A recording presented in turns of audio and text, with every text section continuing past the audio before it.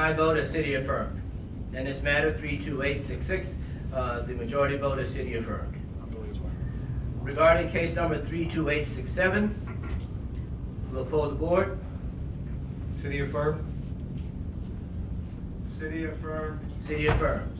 Thank you very much. That completes this matter before the board. Thank you very much. Individuals who are present, if you are not here for an additional item listed on today's calendar, would you please exit and allow fellow citizens to come in for additional hearing? Thank you very much.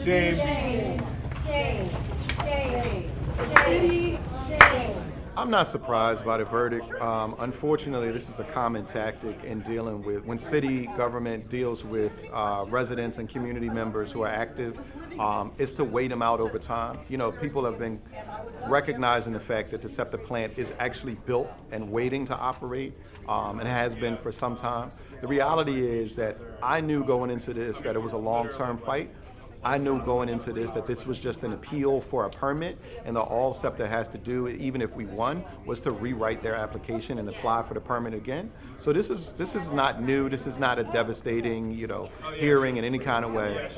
What it reminds us is that we have to continuously fight and continuously inform not only residents but city officials on what this gas plant is going to mean for residents. What is it going to mean for the children who go to Steele School and Wissahickon Charter School, for the people that use the Kroc Center right across the street, or any of the other facilities, the Boys and Girls Club? Like, this is the fact remains is that 19140 in the Nicetown area, Nicetown Tioga area, is one of the most heavily polluted areas in the city.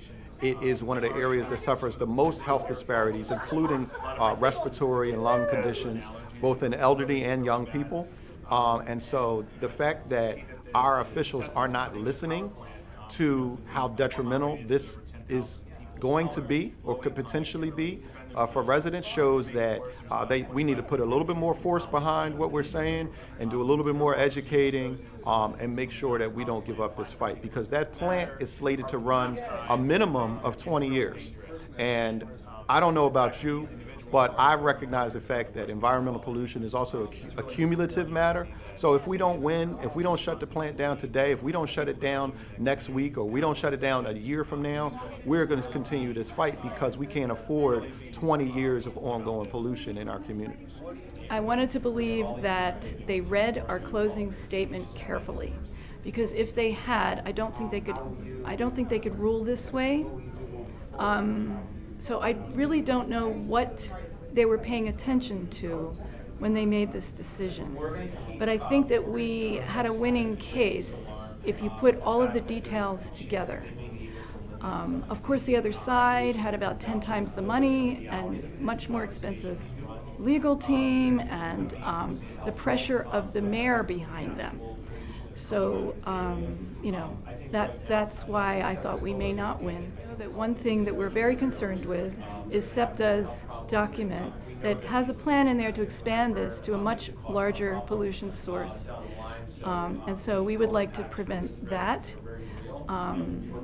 We will probably be discussing how to convince Cindy Bass, in whose district this is, to rezone that property so that no additional projects can be put there. But I'm a nurse practitioner at a health center that's just down the block from the power plant where they're going to put. And the fact that this power plant is going to emit tons of pollutants in the air in a community of people of color that are low income is just deplorable. My patients, they have some of the worst air quality in the city. And I have patients that have chronic asthma, they have allergies that are really bad, and some of my patients are on multiple medications to treat that. And some people I talked to said that they never had asthma problems, they never had allergy problems until they moved into the neighborhood. And then they're going to put this power plant right in that community for something that doesn't even really benefit those people that live in that community. I mean, it's going to fuel the regional rail line for people to go from center city to the suburbs. And a lot of the people in that community don't even use the regional rail line. So I just think it's a travesty that, with the lack of consideration of the people who live in that community, and SEPTA is responsible for serving these people, and the city is responsible for protecting the individuals that live here. So the fact that they're not even going to recommend any barriers for SEPTA for running the plant, or even consider the air quality that currently exists, and adding even more pollution, and it's going to be air pollution to this neighborhood, I think is a travesty.